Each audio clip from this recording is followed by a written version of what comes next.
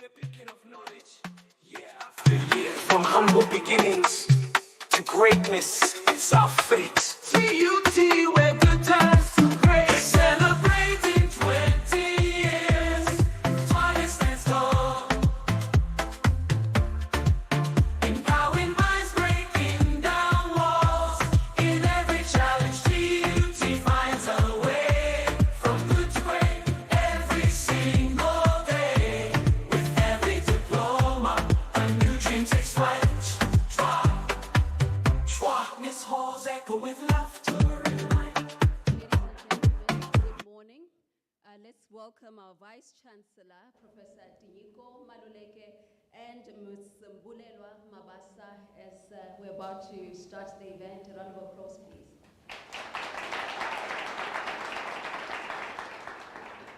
Good morning, ladies and gentlemen, and welcome to TUT. Welcome to a university that makes knowledge work, a university that is moving from good to great in every way and at every level.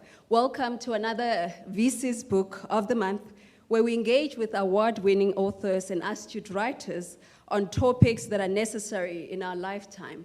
My name is Papama Chisikawe, and I'm quite honored once again to be directing the program without any waste of time. And also please note that we are broadcasting live on our official TUT social media pages, YouTube, Facebook, Twitter, X, and other pages as well.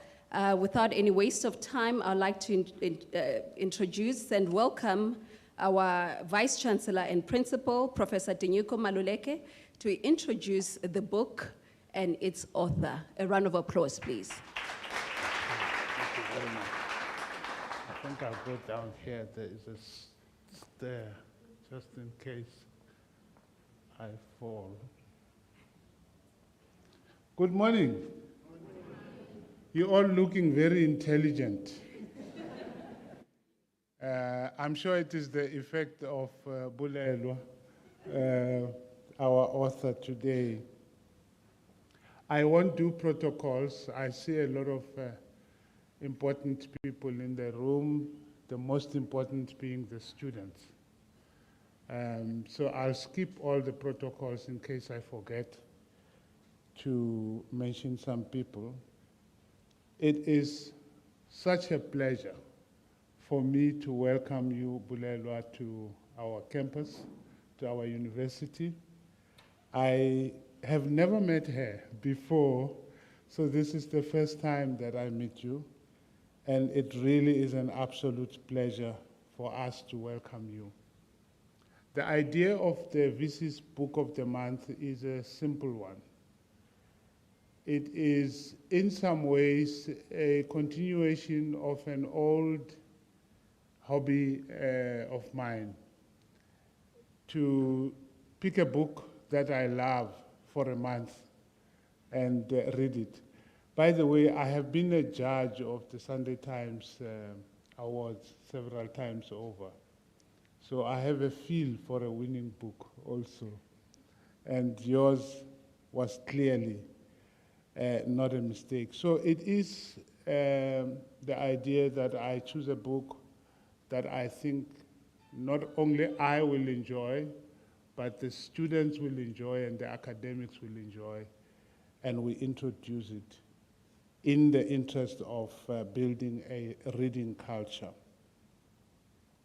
So, I've said I will skip the protocols. Let me get on with it. Introducing the book and the author.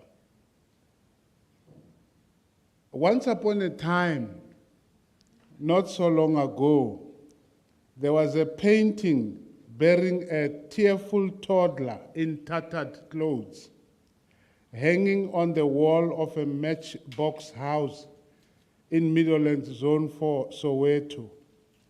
Inside that house lived a 5-year-old girl together with her little sister, her parents, and her grandparents. The little girl was both fascinated and troubled by the painting that hung on the wall. Several times a day, the 5-year-old would scrutinize the painting, One day, she decided to ask her father why the toddler in the painting on the wall was crying and why the clothes of the toddler were tattered. With sadness in his voice, her father told her that the toddler was crying because her land was taken away from her. From then on, the 5-year-old decided that when she grows up, she would stand, and I quote, in front of a courtroom defending the rights and interests of black landlessness, depicted in that painting. The 5-year-old in this true story that we have just invoked was none other than lawyer Bulelwa Mabasa, our author here.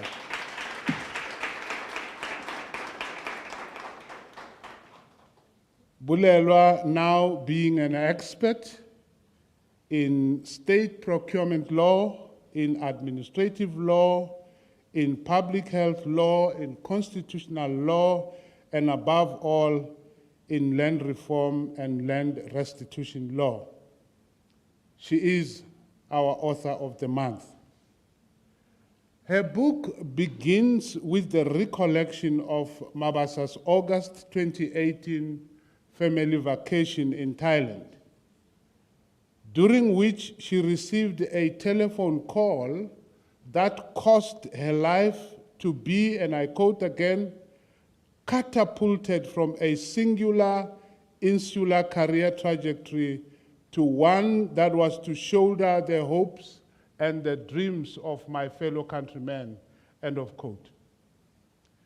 It was a call from the President of our Republic, informing Bulelwa of her appointment to the Presidential Advisory Panel on Land Reform and Agriculture.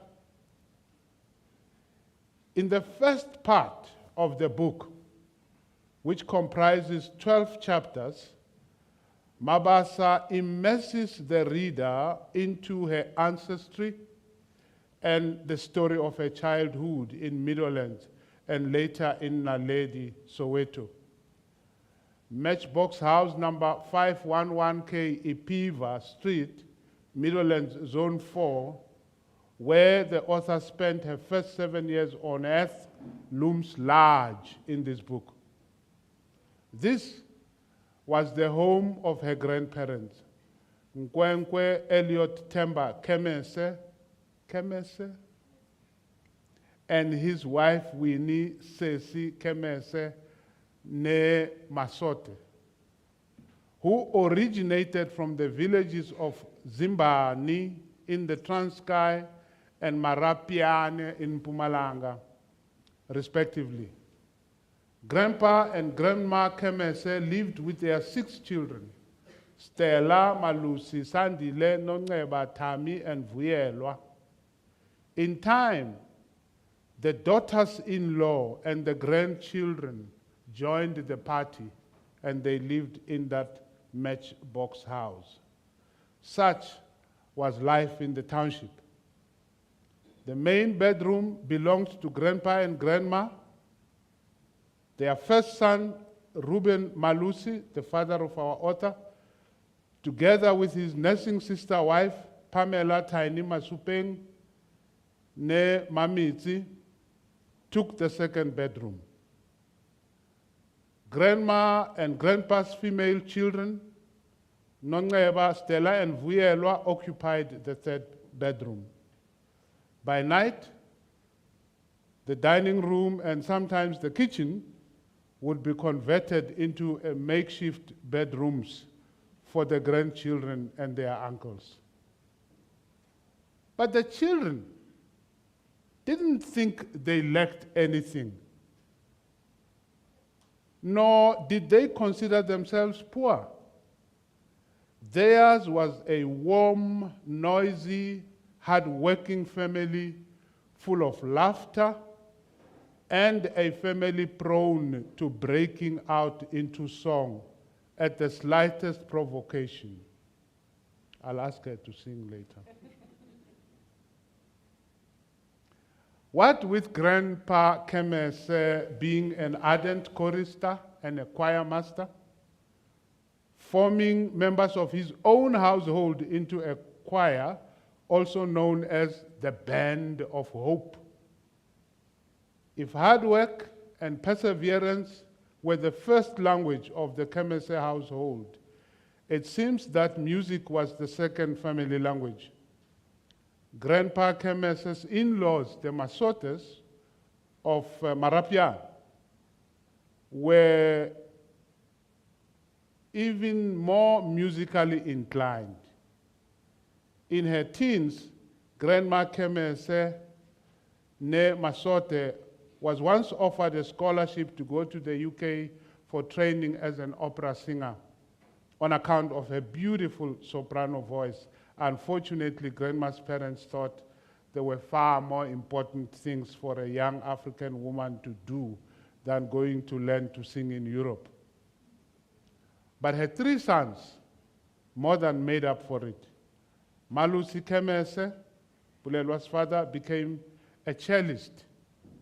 Tami Kemese became a violinist, and Sandile Kemese became also a violinist. And guess who inspired them?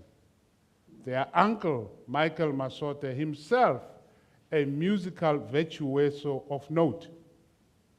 However, as she tells the stories in the book, Malusi Kemese's attempt to pass on to the family instrumental musical talent to his own daughters did not succeed. Not when he himself tried impatiently to teach violin to the girls, and not even when he enrolled them for part-time violin lessons at Wits. If their father failed in making violinists out of his daughters, he certainly succeeded in making them independent thinkers, hungry for knowledge, conscious of who they were in the world, and conscious of their ancestry. Thanks to the help he received from his wife and from his own parents. Sending them to Model C schools, Malusi Kemese instilled a voracious hunger for knowledge and a spirit of resilience in his children.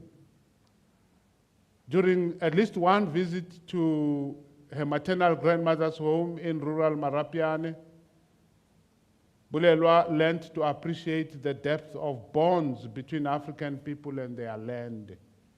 She also experienced this when she watched Grandpa Kemese meticulously working in his garden in Meadowlands.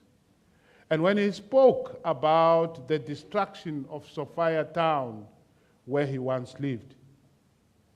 In 1992, Bulelwa witnessed the blossoming of her father's dream career. He quit his day job at the SA breweries and established the Soweto String Quartet with his two brothers and their childhood friend Makosini Mnguni. Their music took the country and the world by storm, turning them into what Bulelwa calls ambassadors for African classical music worldwide. This catapulted the Kemese family to the top of Maslow's hierarchy of needs, that is self-actualization. And the Kemese children, especially our author, embraced the new dispensation with both hands. Having been a participant observer and direct beneficiary of the perseverance of her grandparents and now her parents to free themselves from the restrictions of apartheid and from the drudgery of hewing wood and drawing water, Bulelwa Mabasa tackled her law studies at Wits with purpose and determination. But first, she had to learn some hard and sobering lessons about university-level studies in general and about legal studies in particular. She tells us that she failed her first semester modules, her 3 first semester modules. She learned very quickly that law, and I quote her, was not the study of waffling, and that she had to, and I quote her again, understand and apply the principles and read and absorb long and often unuser-friendly court judgments. End of quote. The completion of her law degree at Wits did nothing to extinguish her curiosity and her determination to continue probing how the benefits of land distribution, redistribution programs could filter through to the likes of Mawe and Tata. That's how she refers to her grandparents throughout her book. So early in 2002, on the very day when her youngest sister, Nomfi, was starting school, Bulelwa reported for duty as a candidate attorney at Werkmans, one of the 5 big law firms in South Africa. 2 years later, Mabasa was retained as one of the 8 candidate attorneys who would qualify as junior associates and later be admitted to the High Court. She was paired immediately with a lawyer whose interest and practice was healthcare law, an area of great interest to Mabasa because she is the daughter of a public healthcare professional and granddaughter of a self-taught believer in natural remedies. All this at a time when the law of the land had to catch up with and assist a country which was under siege with the HIV/AIDS pandemic. While Mabasa's career was taking off, her grandmother discerned that there was something not right in the life of her granddaughter. So Grandma convened a prayer session with her granddaughter, at which she implored God to give Bulelwa a suitable husband. And so, God sent Arthur Mabasa along. In God's appointed time, 4 little angels joined Arthur and Bulelwa, Kurula, Ntsumi, Akani, and Rishaka, their children. Mabasa's legal interests include state procurement law, admin law, public health law, as I've said before, but land reform, land restitution, and land tenure are her passion. She handled several cases such as the Nkosi land claim, the Manzimhlope community land claim, and other community land claims which tended to be wrongfully considered as being antithetical to economic development. In 2014, when South African democracy was 20 years old, Mabasa took the initiative to establish the rather neglected legal specialization focused on land reform at Werkmans. She went on to cement her own niche as a formidable land reform legal practitioner. Her broad aim was to do more than mere land reform litigation, one matter at a time. Because she also wanted, and I quote her, to inform, invoke debate, and contribute to why land reform remained a constitutional promise that the stability and future of the country was hinged on, end of quote. Her grasp of land reform encompasses the spiritual and cultural rights dimensions of land, as well as the need to protect land from desecration by mining houses and other corporates who had neither understanding nor respect for land, understanding land merely as property. But for her, land is also habitat of the spirits, the arena of, and I quote, shared identity, collective cultural expression, and generational heritage. In the process, Mabasa had to interrogate such key pieces of legislation as the National Environmental Management Biodiversity Act 10 of 2004, the Regulation of Agricultural Land Holdings Bill, the Restitution of Land Rights Amendment Bill, the Restitution Act, the Expropriation Act, the laws governing biospracting, and many other pieces of legislation, as well as the demanding legal processes associated with conducting land reformed practice. Mabasa had to unlearn some aspects of her Western training as a lawyer to become what I can only call an organic lawyer. This meant that she had to leave her office to meet for hours, days, and weeks with her clients under the trees, in town halls, at graveyards, on sacred hills, and by the banks of ancestral rivers. If this book starts at the serene resort town of Karon in the island of Phuket, where Mabasa was on holiday when she received the news that she was appointed to the Presidential Advisory Panel, the book actually ends with an encounter of ancestral proportions. Days before submitting the manuscript of this book to the publisher, a friend of her late grandfather introduced Bulelwa to 94-year-old Desiree Mamazana Finga, the first black female attorney in South Africa, admitted in 1967. It turns out that the Fingas adopted and brought up Mabasa's orphaned grandfather in Zimbabwe, Transkei, so that Desiree Finga considered Grandpa Kemese her brother. Two black women lawyers related to one another 2 generations apart. I can picture them embracing, the two of them. But and I'm concluding, what kind of a book is this? Sometimes the line between a memoir and an autobiography is very thin, and it is the case in this book. This book is a cross between the two genres which are close cousins. In this sense, the book is somewhat misnamed and miscategorized. In my view, the book is more of a biography, an autobiography rather, than it is a memoir. But what do I know? The purely legal chapters are few and far between. Yes, the book does dwell on the author's land obsession as per the title. Yes, the book discusses the author's obsession with the efficacy of laws that attend to land reform.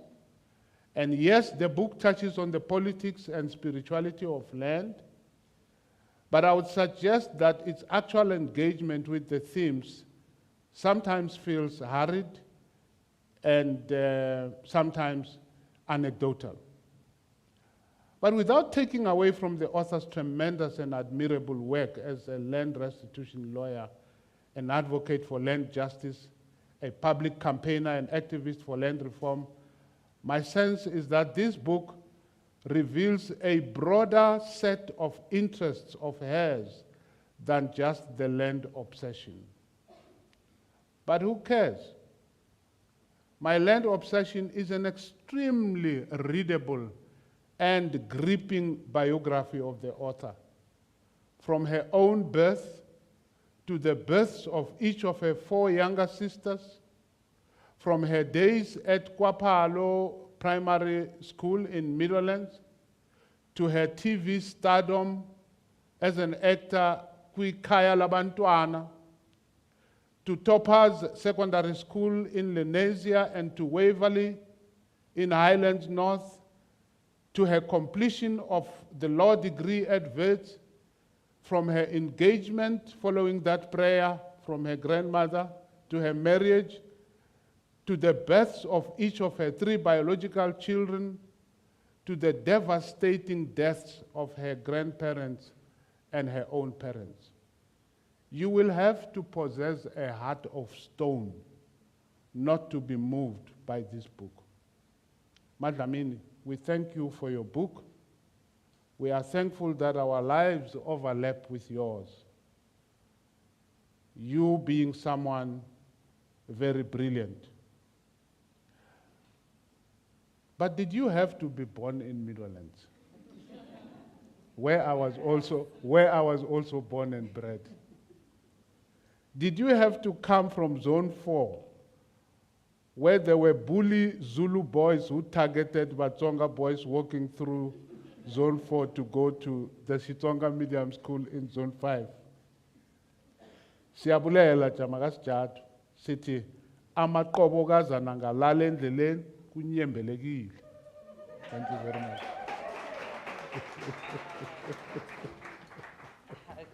Thank you so much. Yes.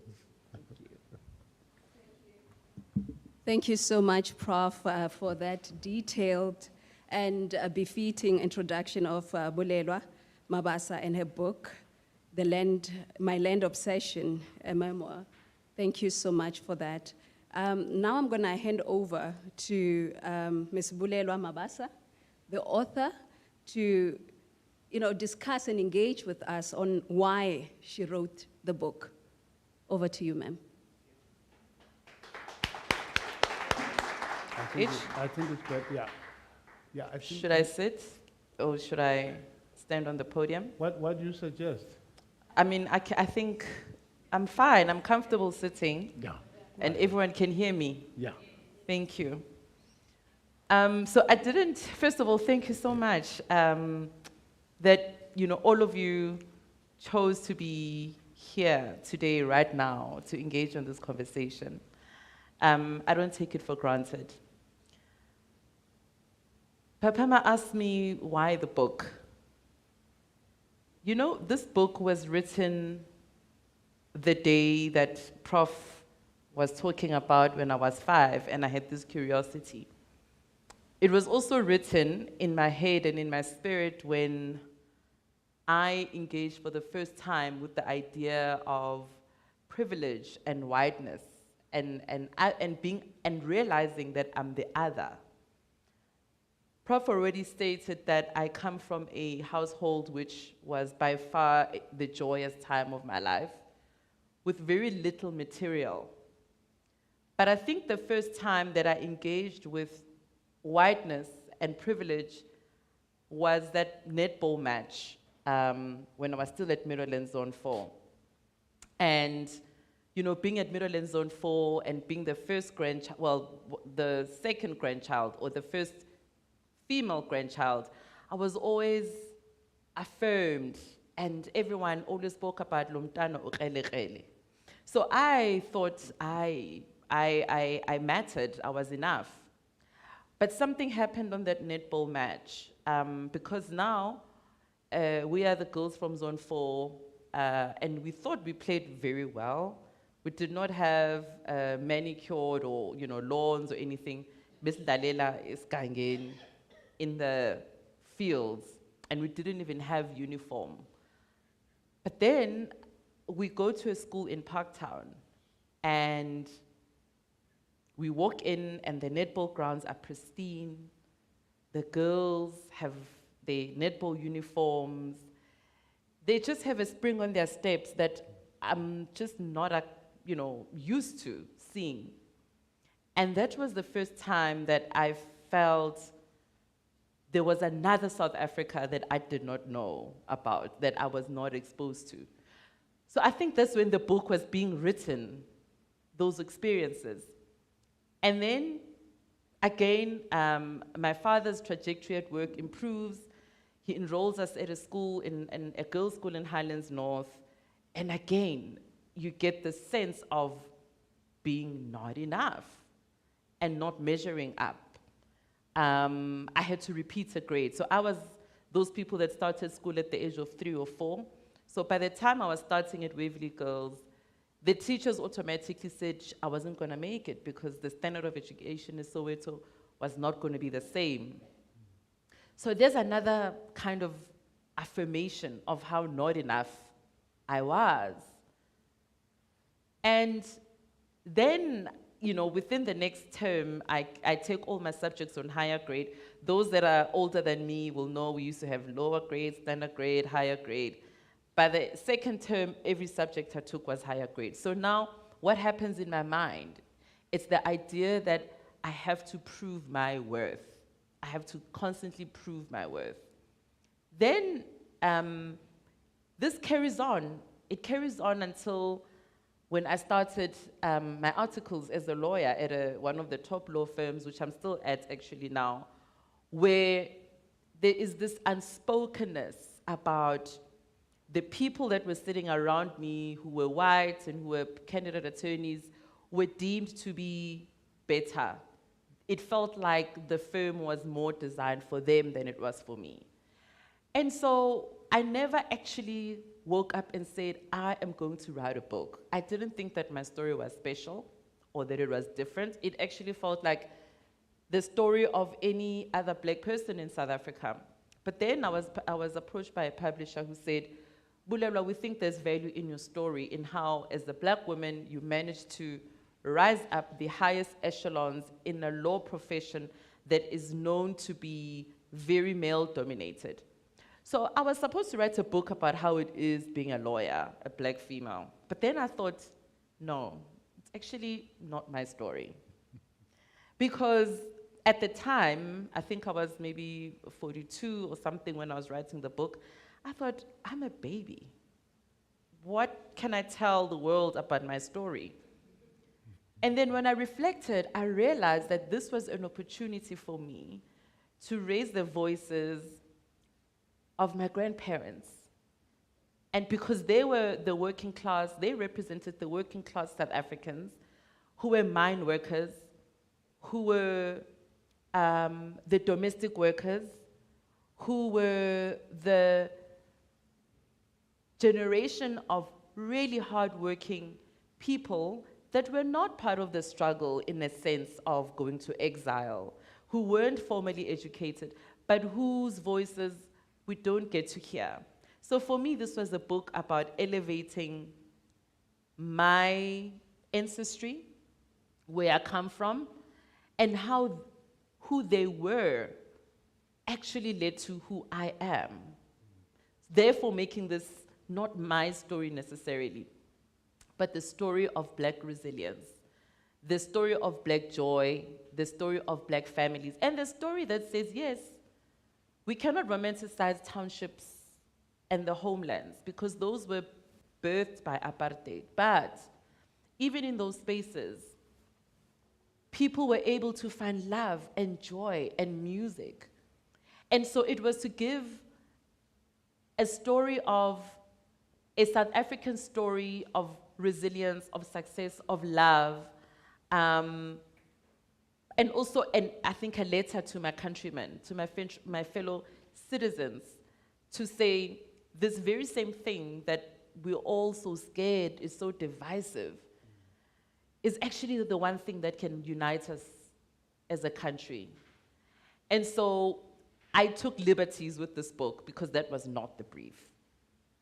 And maybe that's why Prof says, it should have been a bio, because the brief and what ended up happening were very two different things. So I think, again, the inner rebel in me rebelled against what the book was actually supposed to be about. And it ended up being what it is. So, yeah. Wow. Now, we will open up for questions from the audience, but I just want to check a few things with you. Yeah. Do you, I see that, you say that you never quite gelled with the violin, but there's a picture of you holding it correctly, you know? Just like me, I can hold the guitar correctly. I can't play it that well. Do you sometimes wish you had become a violinist instead of a lawyer? I do get those moments because I do attend a lot of those, orchestras. It's part of our family traditions. I actually could have become a violinist, but I think it was the rebel in me. It's because my father was forcing me, so I wasn't going to give that to him. so, so yes, I mean, I can play, and I think I can play badly, but no, I don't wake up and think I made a mistake. I think where I'm at, being a lawyer that is able to change people's lives in a practical way, is far more appealing to me than, and I'm glad there are violinists that make my life easy when I can listen to music and appreciate it. Bless them. We can't undermine that. But I think for me, my life's purpose was surely about social justice, and particularly land justice. You tell the story of that school that you went to for netball, Yes, where you I think it was went. Parktown Girls. Yeah. Sorry, the Parktown Girls here. And you speak about meeting that white fellow student who was talking to you, who sort of fascinated you because she was pulling her hair, Yeah. from time to time. And do you think that that white girls and black girls get taught how to be white girls and how to be black girls? Sure. I don't know that answer, but here's what I can tell you. I know what it's like to be a black girl who subconsciously gets taught to be like a white girl. Do you know what I mean? Yeah. And I speak about that in the book to say, as you enter certain spaces as a black person, you assimilate to even, the gestures or the language in the quest for acceptance. But it obviously doesn't happen the other way. You're not going to get a white girl in a school trying to be like a black girl, right? You're never going to get that. And so, as a mother now, and whose children, I have 2 daughters, I am at pains to teach them how enough they are and that there is absolutely nothing wrong with them. And unfortunately, you can go through an entire life not knowing that you are enough as a human being, as a black woman, that you don't actually have to graduate to a status because I don't think it's because people want to be white. People want belonging and acceptance and to be believed. When you walk anywhere and you say, I am a lawyer, I am a doctor, I'm an IT whatever, that you are automatically believed to have the competence and the skill. But unfortunately, the baggage of South Africa on black people is that you walk around feeling like you have yet to prove it. In fact, you believe that you shouldn't be there, that the space is not for you. And that is the unspoken damage that we don't speak about of what apartheid actually did. And I also speak about that in the book, that on another level, it also bequeathed white people with false superiority, because they also have to unlearn the idea that they're always going to be smarter than the next person. So it's almost like it did a number on all the races. And that work of healing, and which I hope that this is what the book delivers as well, as a message. It's actually a message of healing, that we are yet to heal each other and ourselves as citizens of South Africa because of this unique experience that we have just undergone for the last 300 years. So. Talk about walking your younger sister into school for the first time. Yeah, That so. caused you to be late Yeah. at work, on your first day at work. Imagine, career limiting, typical black girl late for her first day. So my mother has had, well, there's 5 daughters at home. I'm the first. When she was 42, and I think I was in matric, she fell pregnant with my younger sister. So we have a 16, 17-year age gap. So when Nomfundo, her name is Nomfundo, was starting school, her first day of school, I think my father was tired of fathering, shame. He thought he could just leave, stay in the car and say, bye, Nomfundo, enjoy your day, you know? But then I wasn't gonna have it. So I got out the car and because I was picturing myself being her age, my first day of school, full of anxiety, no support, and I wasn't gonna have her go through that, right? Regardless of the fact that I was still gonna have to drive to Sandton for my first day of articles.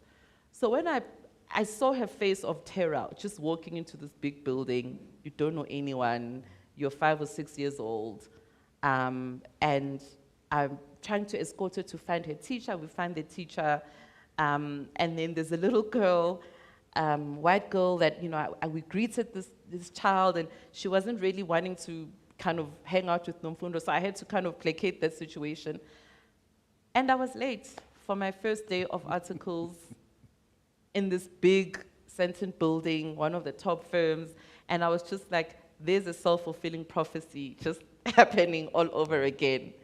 But yeah, that to me was Does me. she remember it, your sister? She does. She remembers that. All the attorneys remember me being late.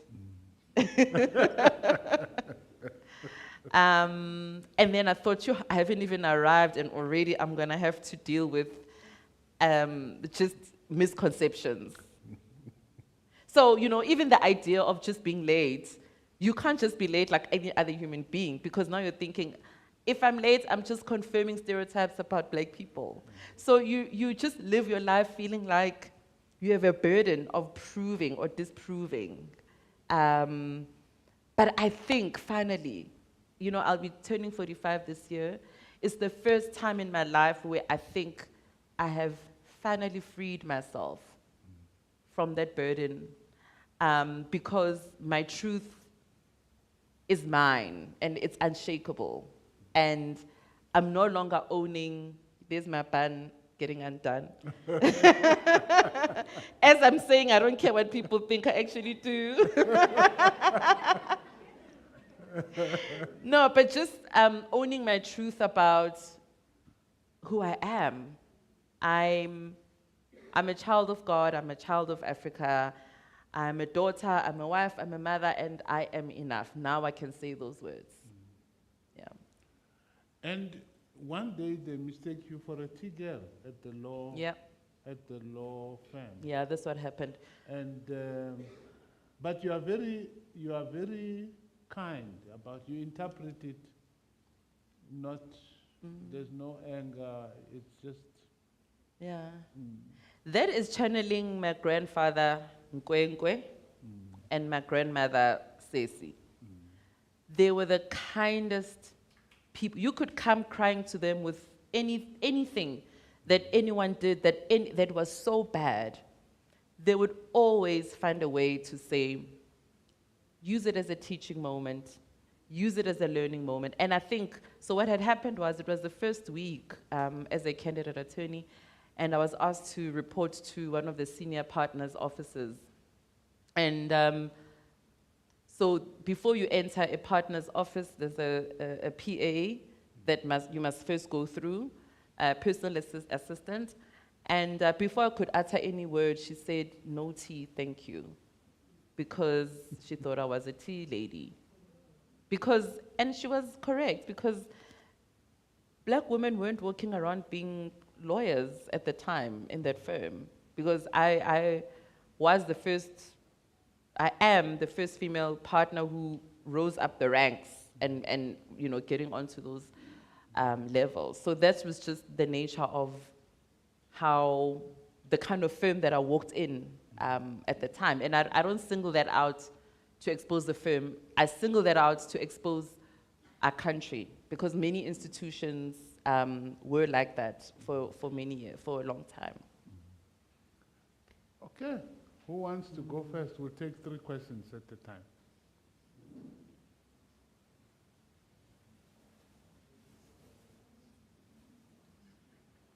Prof, I think there's a hand there. Otherwise, I could go on and on and on.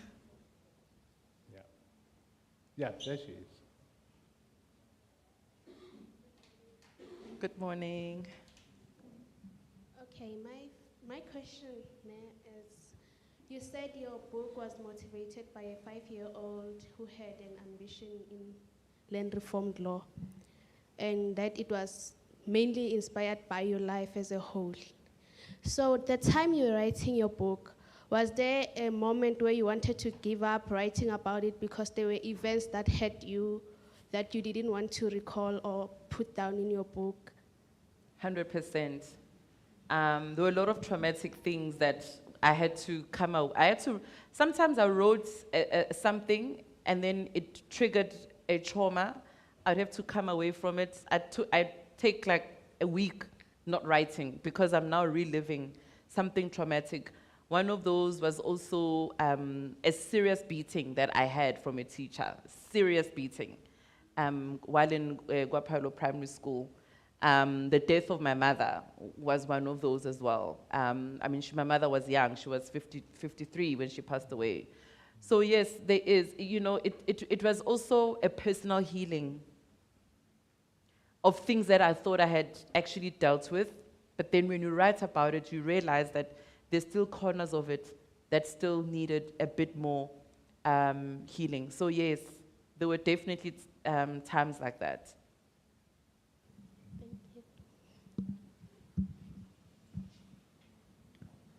There's one here, and another one there. Yeah. Please come close if you are you holding the, oh, no, it's fine. I thought you were the mic.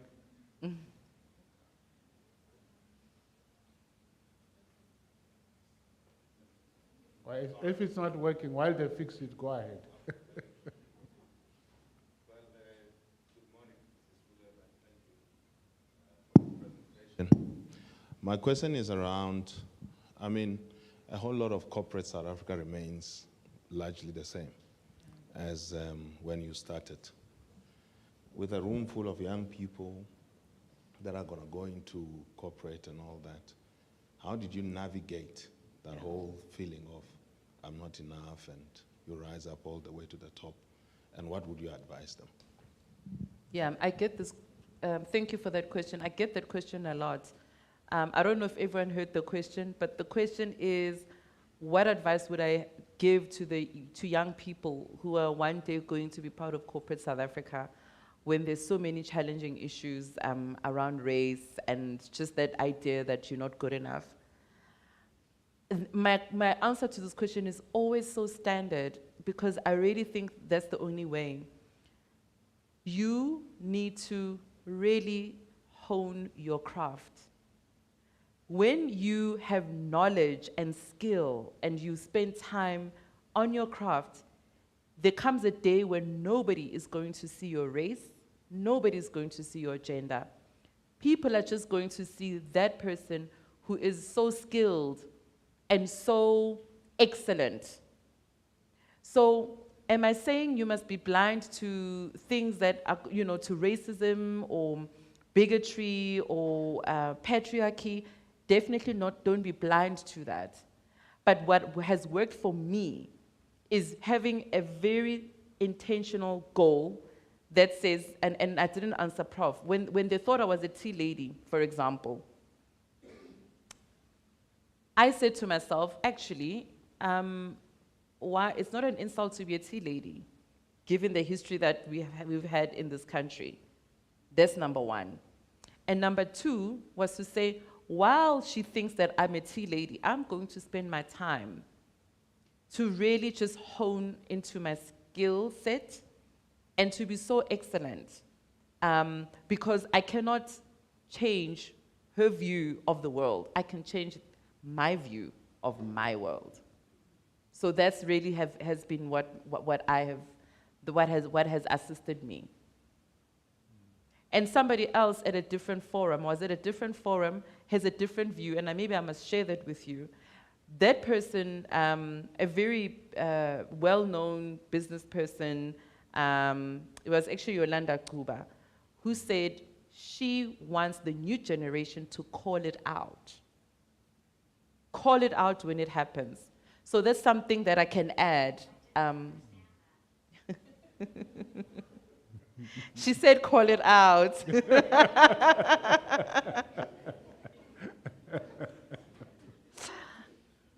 So, yeah, I hope that helps.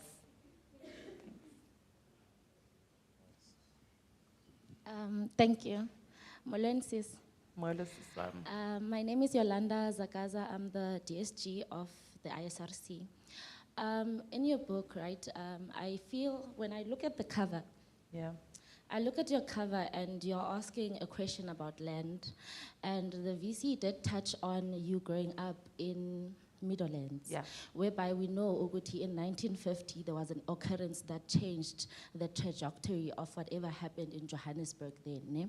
So when you then take a picture of of this type of houses that were subjected to black people, we know RDP type of format houses, and you then question an issue of land. I want to understand, Oguti, how did that affect you? Because we know, Oguti, you are saying your book is an event of occurrences that happened to you, from you being in grade school, from you being in corporate, from your sister having to undergo a process that might have been similar to yours. So I'm saying, Guti, because we know historically we are affected by what happened in the past, although you were not there in 1950.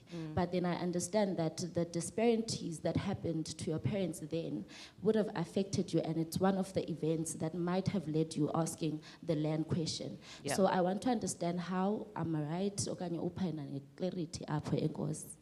Yeah, you're absolutely correct. So, and it was deliberate that I put that house that you see on the cover. It's 511K. That's the house that I grew up in. There were many reasons why I felt that had to be the cover.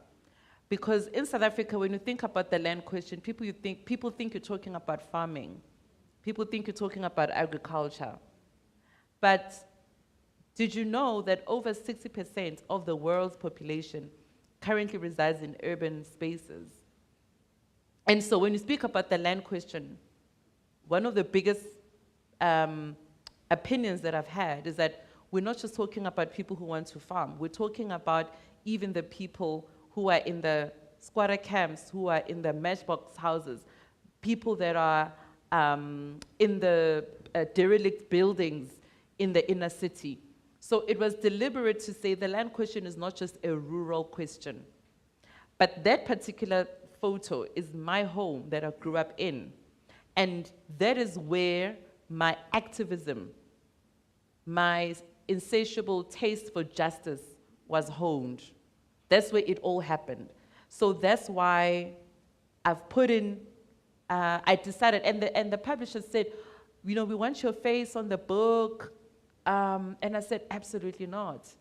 What is going to be the cover of the book is what honed me as a person, and it was those formative years in that house. And also, like you said, it was the first home where my grandparents were moved to after they were removed forcibly from Sophia Town. So, yeah.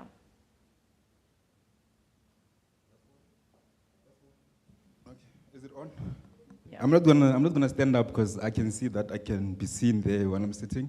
So I'm Chauke. I'm also an author. I wrote a book. I published my book when I was 23. So when you're saying you're 42, actually, Prof and I have got a rusty relationship. Yeah, because he was a judge when my book was released, and then he snapped me. So we always fight whenever we meet. But anyway, I wanted to ask. My question was connected to that one. How do you assimilate to whiteness? Because what you are saying is actually not in the past tense. It's in the corporate.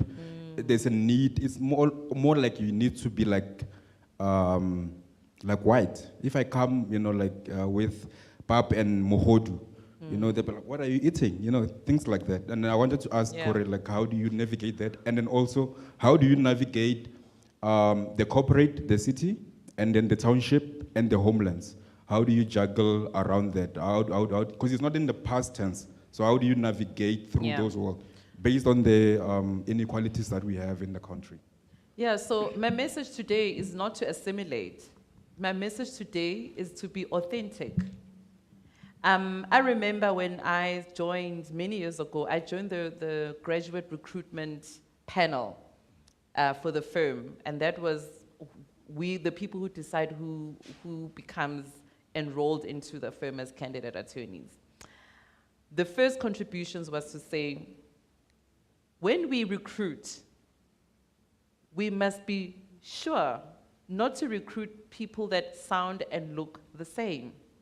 Because sometimes you can think that you are progressing as an organization, getting a Bulelwa who went to Model C, who went to WITS, and you overlook a Dingyuko who is from Makuleke, who's never had English as their first language, but who is equally intelligent or even more so. So what we did is I said to the fellow panel members that we need to have diversity even from where we are sourcing our graduates from. Because when we have that diversity, we have diversity in views, it makes us richer as people. So that when you do come with Opap and Mukhodu, you are teaching your fellow South Africans. We must remember, apartheid survived because people were separated. People did not know about each other. So when you come up with your Opap and Mukhodu, you are teaching stewards who might not have had that before, and vice versa. So for me now, it's to say, I remember I used to come to the office in a pink dress because lawyers are meant to be in black suits or navy suits because I wanted to embrace my femininity. I love being a woman, right? So it's really, and also there was a point where I just rocked my big afro because I'm not going to succumb to the idea that in order to look professional, you need to have long, straight hair. So you are teaching, and you are also allowing others to also embrace their individuality as well. So I'm definitely not saying assimilate. I'm saying if you give yourself permission to be truly yourself, you give the next person to do the same. And then about the differences between my upbringing in the township, Islalini, in Marapiane, and all of that, it all forms part of who I am. All of it. And I'm proud of all of it, because all of it taught me something different about life. At Miroland Zone 4, you learn, you can't play too late when it's too dark because it can get dangerous. In Marapiane, you learn that, for example, you have the space to run around because the land is vast, and it's big. And you can actually enjoy the fruits, I love going there, even though my mom is no longer there. 2 weeks ago when I went there, I picked lemons from the lemon tree, and I have this thing of drinking water, with lemon before I wake up. I'm still being nourished by that. So everything that you are exposed to, all of it makes you you and uniquely you. So for me, it's not difficult. It's not as if when I go to Marapiane, I need to be a different Bulelwa, or when I go to work, I need to be a different Bulelwa. I've learned to be so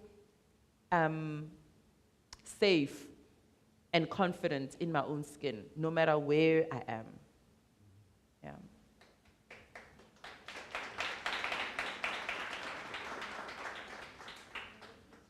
This is the last round.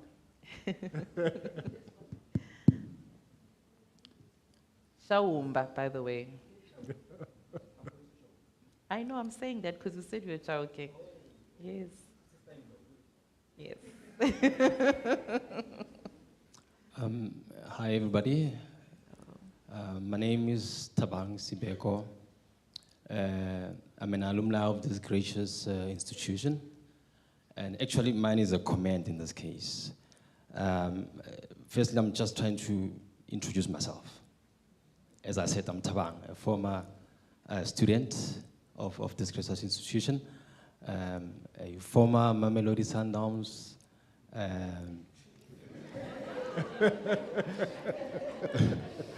a former Mamelodi Sundowns stadium announcer, a former Orlando Pirates stadium announcer, a former stadium announcer for TUT Varsity Cup. And by the way, I'm from Harankua. And I'm sure, I didn't want to mention this, but our late friend called Peter Mashata, that you know, who was an employee and actually also a former stadium announcer at Mamelodi Sundowns, whom we both are coming from, you know, the dusty communities of Harankwa and Mabopane. And actually, what I wanted to pick up from is that the word being authentic.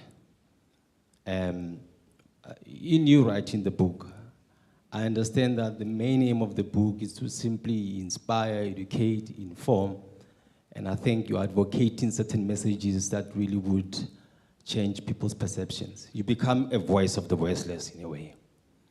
And in that, I would say, with my comments, simply say congratulations. You are very brave to do that.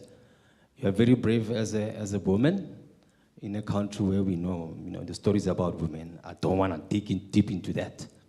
But I think around in this room, you do inspire quite a lot. And also one thing that I picked up, can I borrow this book? It says, the author, Bulelwa Mabasa. I understand you said you're a lawyer, but something is really missing here. Because this paper, maybe the titles, maybe, because if I'm going to take this paper and speak about you, I need to be so sure that I represent you well. And I speak well of you as well, you know. But congratulations. Thank you. Yes. And the question, quick one, the question is, I wanted to ask that in terms of the book, writing it, in terms of the funding part, the funding element of it, did you use your own money to actually write and produce this book? Or you got funded by someone else? Because that is an information that maybe someone else might need to actually understand. How do they get to write the book and get the funding? And what are the strains behind producing such a marvelous book? Thank you. Thank you. Thank you. The book, I was approached by a publisher. So a publisher would usually spend all the expenditure in marketing and printing and so forth. And I know that there are self-published authors as well who go through a very different process, which is a lot more difficult. But I was very lucky that I was approached by a well-known publisher. Thanks. Where are we done?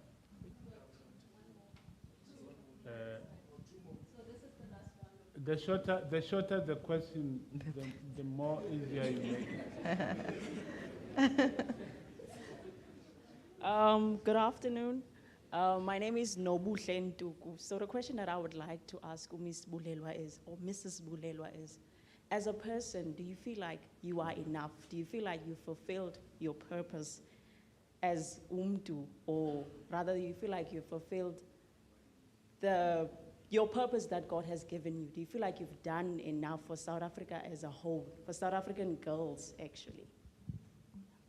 No, thank you. I don't feel I've done enough. I think I'm on a journey. I'm walking in the journey. I know it's the right journey. And I want to do much more, but I know that there's also only one of me. So which is why I always am open to such platforms today. To say, even if it's just a little seed that you plant in someone's mind, that is still good enough. But I cannot say that I've met my purpose, otherwise I should be dead.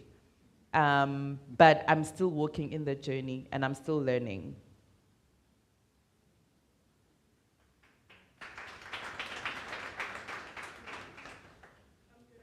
Everyone, my name is Khothazo Sekhaolelo and I'm a student journalist from the Department of Journalism. My question would be, what drives you to be great on a daily basis? Because for some of us, we are very fearful to go to the things that we want to do personally. What's always driven me, you have no idea, Ndilikwala.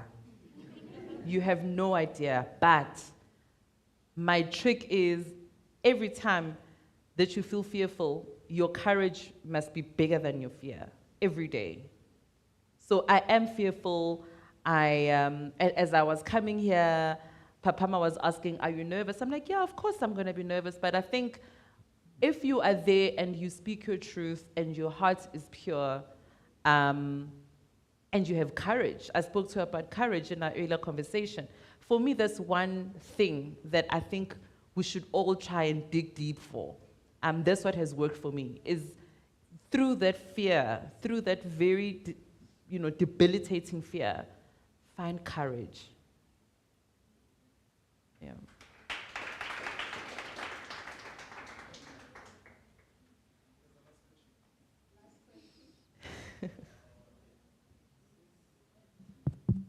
Sis Bulelwa, greetings. My name is Sello Baloyi.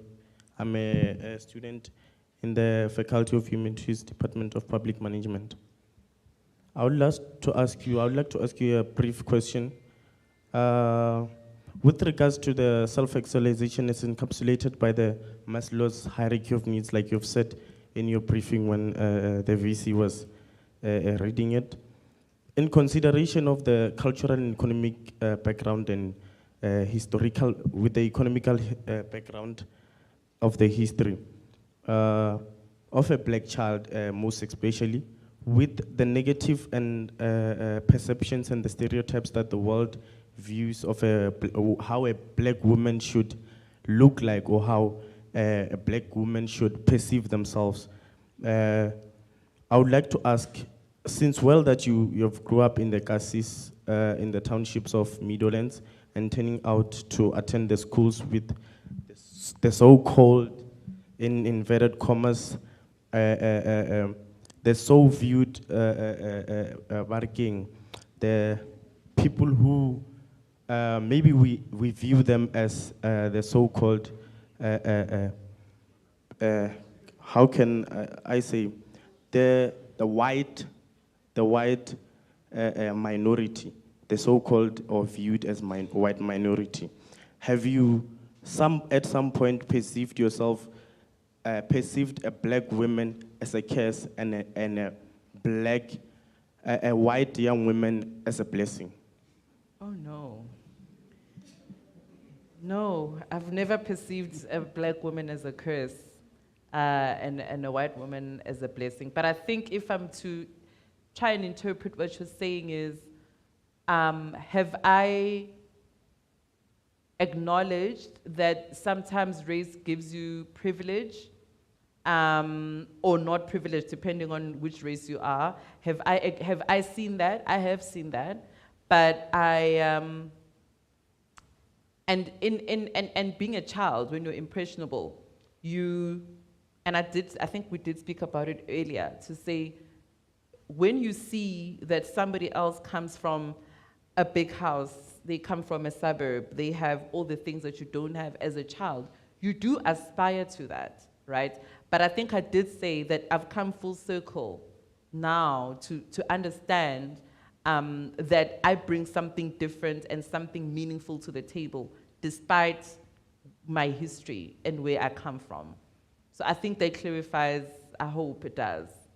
Thank you. Yeah, Papa, I think we should wrap it up. Ms.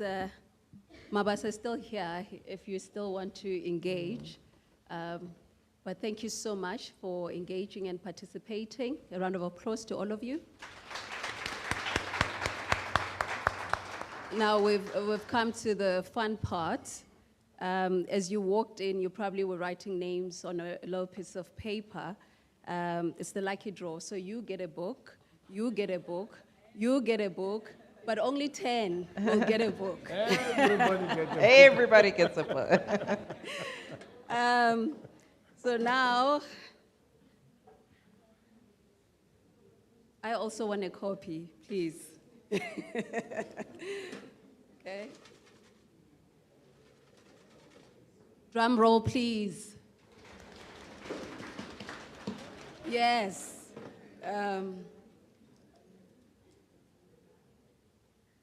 Congratulations to Mulakeng says Mulakeng, Sekofati.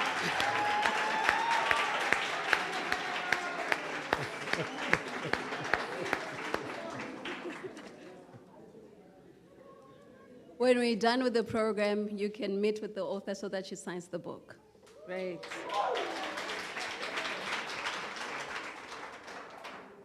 And our next winner is Kilebogile Mucharele. Kilebogile?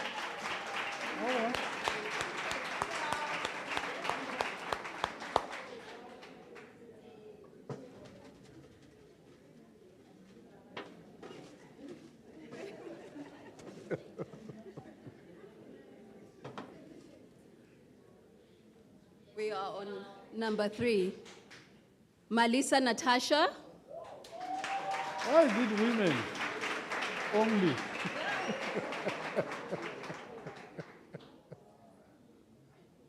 Natasha is gone. Oh, here she comes.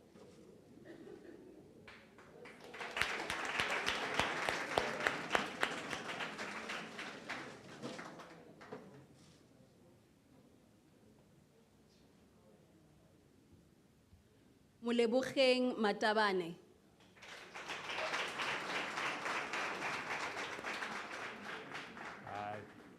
It's all women, hey? This thing is rigged.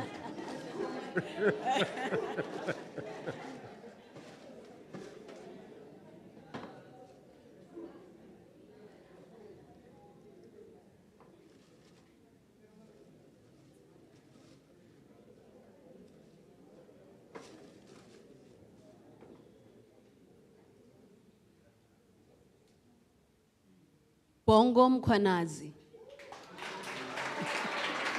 Yeah.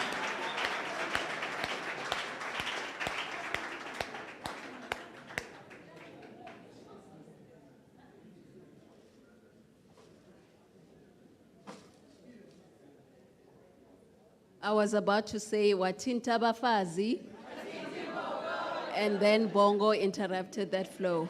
You know? Okay, our next one is Sipo Mangwenya.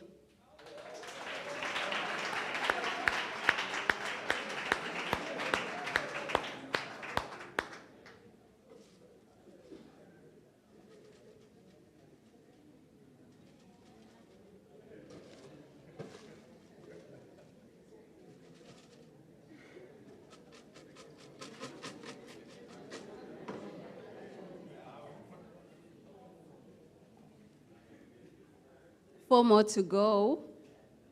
Villa de Reuter.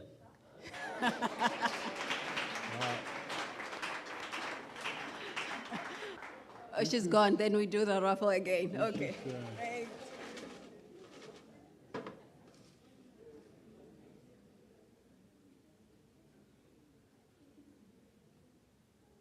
Mashaba Mkwanazi. Mashaba. Mkwanazi Makanani. Mashaba, not here? Okay.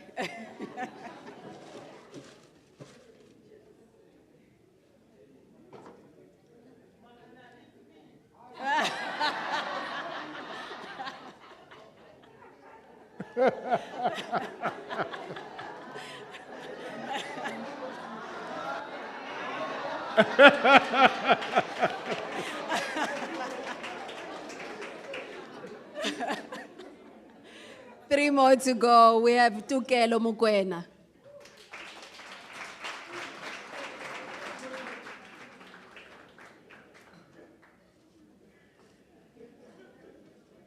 I think we're gonna have to check IDs, eh?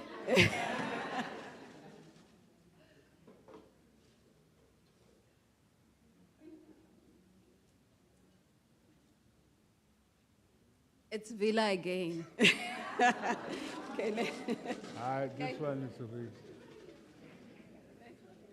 there you go. Matumelo Lebaine.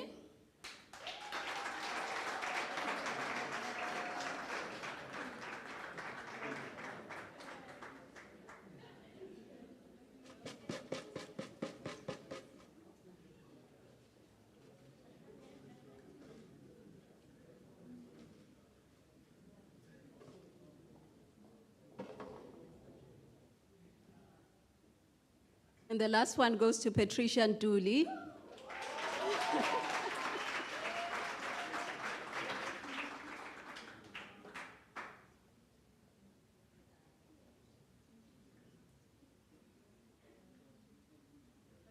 Thank you so much. I can still say Watinta Bafazi.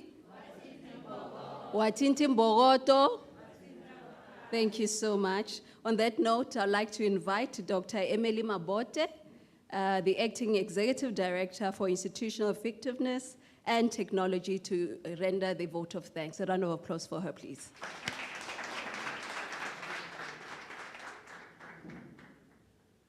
Good day, everyone. Thank you very much, Papama, and thank you very much, VC and Sis Bulelwa. This was a very captivating event, very interesting. But my role here this afternoon is to do a vote of thanks. So maybe firstly, let me then say a very, very heartfelt thank you to the organizers. It's Corporate Affairs and Marketing and the LIS. Thank you very much for organizing this very successful event. We're looking forward to more. And to go back to our Vice Chancellor, VC, Prof. Tenyiko, thanks very much for inspiring us to read and be hungry for knowledge. You have sustained this event. We've had more of these events, and we're still looking forward to having more of this kind of events. Earlier on, you spoke about inspiring a culture of reading. You indicated that this started as a hobby, but this has become valuable for TUT. Colleagues and staff and students, let's give a round of applause for our VC.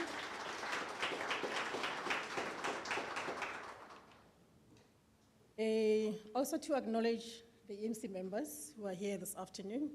Thank you for attending. And also in our midst, there's also the deanery. Some of our executive deans are here this afternoon, the campus rectors, members of the IMC, the LIS, EXCO, Faculty of Humanities students. I had some from the Department of Public Management and Journalism. I'm not sure if there's other departments. And also the student book clubs that are here as well. TUT staff and students, those members that are here, and also those that are joining us virtually, online. And the plenary committee, which comprised of the marketing and the COM and the CHEM members, our radio station as well. And to acknowledge our author, Sis Bulelwa, for gracing this event. We are very inspired. You know, your story inspired me, and I think it also inspired our audience.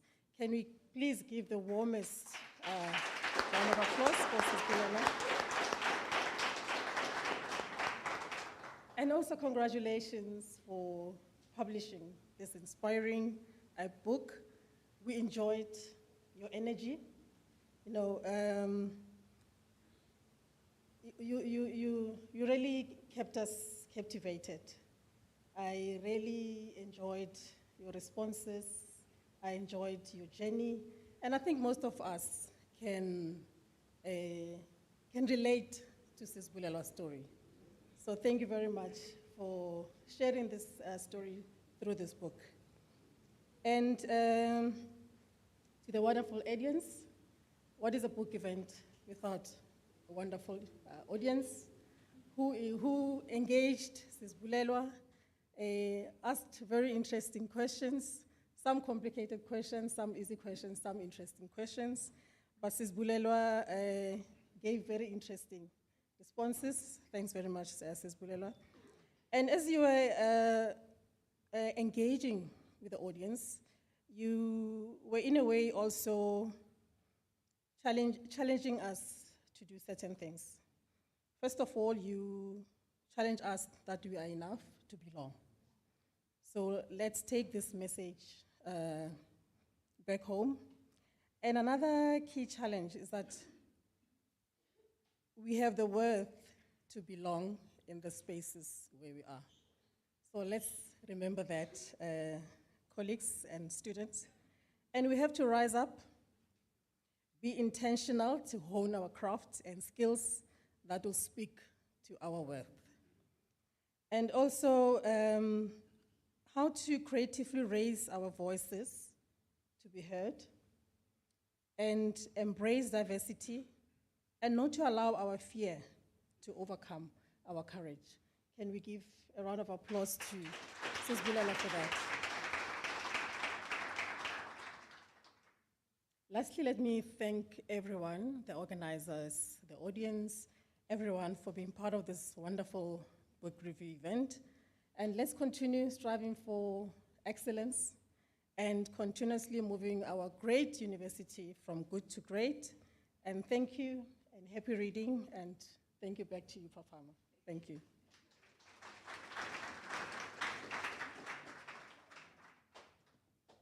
Thank you so much, Dr. Mabote. A round of applause to her.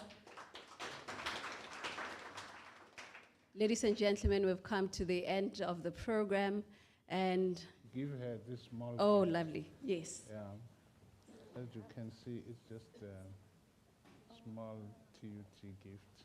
Oh, I'm gonna put it on my wall.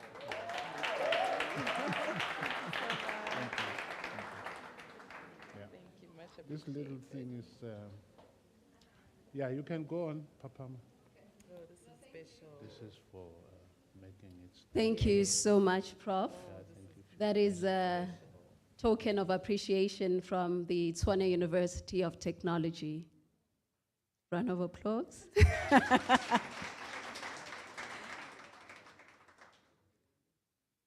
We'll now have a picture moment, book purchase, and also signing, and a bit of interaction with the author and the Vice Chancellor. Yeah, thank you so much. A round of applause to all of you for engaging and for gracing us with your presence.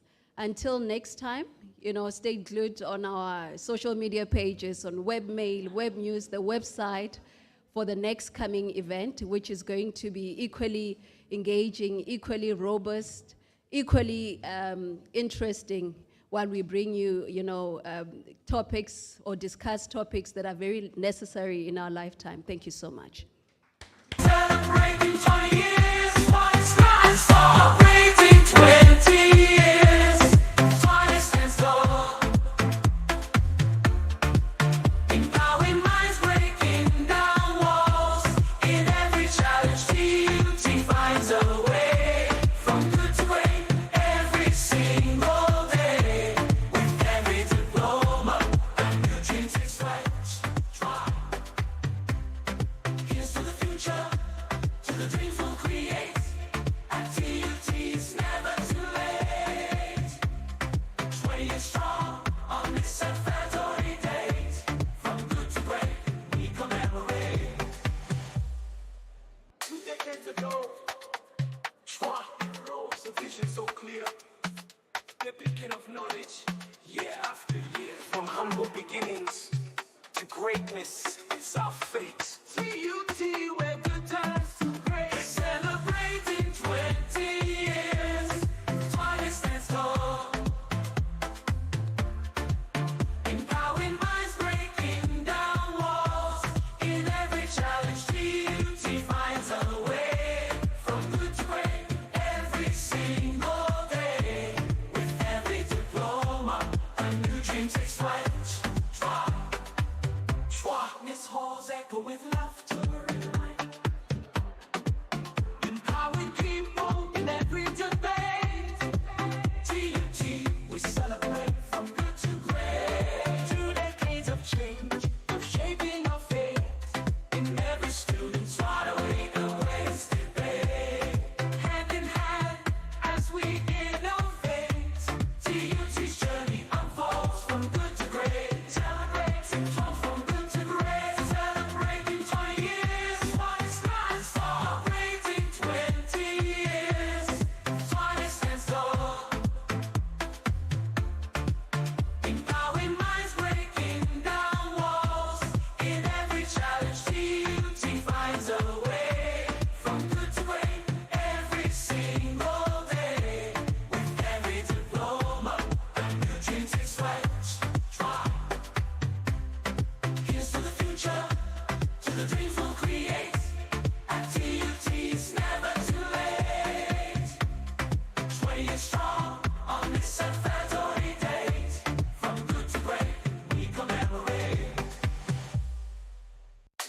to know.